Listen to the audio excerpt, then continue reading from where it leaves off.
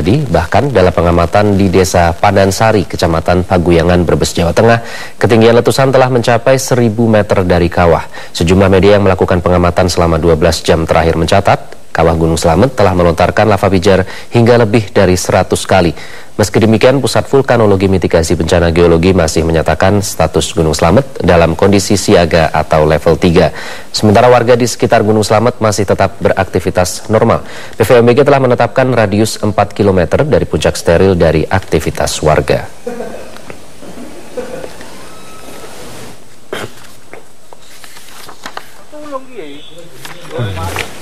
Sejak dinaikkan status siaga, Gunung Slamet terus mengeluarkan gemuruh dan gempa berkekuatan sedang hingga kuat. Sementara itu hingga saat ini, Gunung Sinabung di Sumatera Utara juga terus mengeluarkan guguran lava. Informasi selengkapnya kita akan bergabung dengan Marini Sayuti, langsung dari Yogyakarta, dan Fasilah Khairunisa langsung dari Medan. Kita ke Marini terlebih dahulu. Marini, bagaimana aktivitas Gunung Slamet dari pantauan Anda pagi ini?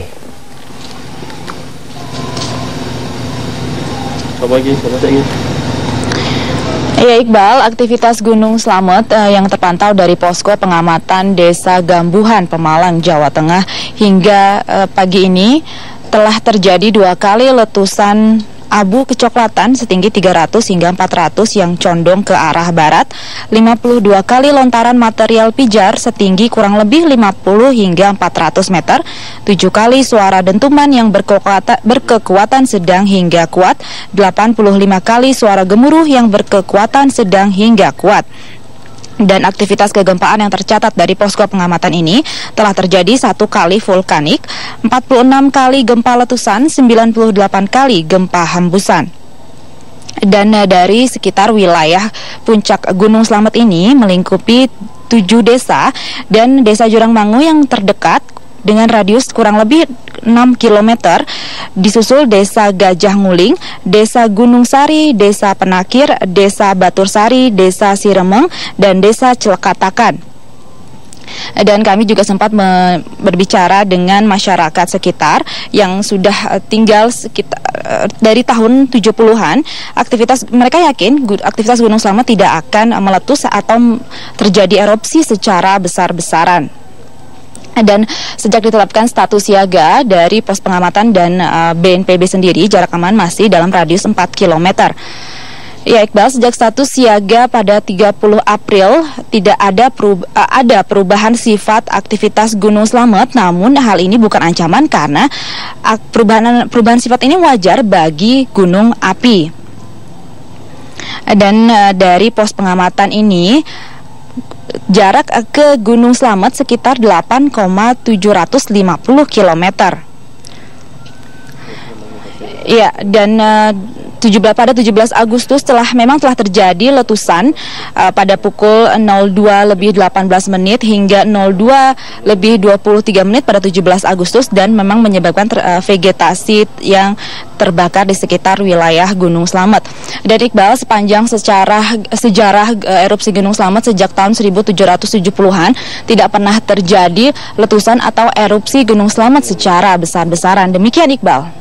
Baik, terima kasih Marini. Kini kita beralih ke Fasilah Khairunisa di Medan. Fasilah, bagaimana kondisi terakhir Gunung Sinabung dan dari informasi yang Anda himpun, adakah kekurangan bahan pokok di pengungsian Gunung Sinabung? Iqbal, kondisi Gunung Sinabung sampai hari ini masih dalam status siaga atau level 3 dan setiap harinya Gunung Sinabung masih terus mengeluarkan guguran lava yang keluar dari lidah lava. Dan tercatat sejak pukul 00 hingga 06 waktu Indonesia bagian Barat, Gunung Sinabung mengeluarkan 19 kali guguran yang keluar dari lidah lava. Namun untuk arah luncuran dan panjang guguran tidak dapat terpantau karena kondisi visual gunung yang tertutup oleh kabut. Sedangkan untuk aktivitas tremor menerus yang masih terjadi dengan amplitudo 1 hingga 63 mm dan dominan di 2 mm yang masih fluktuatif. Pada minggu kemarin, Gunung Sinabung mengeluarkan sebanyak 111 guguran yang keluar dari lidah lava. Dan karena intensitas hujan yang cukup tinggi belakangan waktu ini, maka potensi keluarnya lahar dingin pun semakin besar. Untuk itu warga dihimbau untuk tetap waspada akan adanya banjir lahar dingin dan tetap menjauhi zona-zona berbahaya dari radius 5 km dan 3 km untuk aliran lahar dingin dan awan panas. Sementara itu bantuan atau kebutuhan di pos pengungsian juga sudah mulai berkurang karena bantuan yang sudah mulai menipis atau bahkan hampir tidak ada. Ini juga membuat pengungsi terancam akan kehabisan bahan pokok seperti beras, gula, susu bayi, susu lansia, minyak goreng, dan lauk pauk. Dan untuk kebutuhan beras, pihak gedung logistik pengungsi mengaku harus mengeluarkan beras sebanyak 3,2 ton per harinya.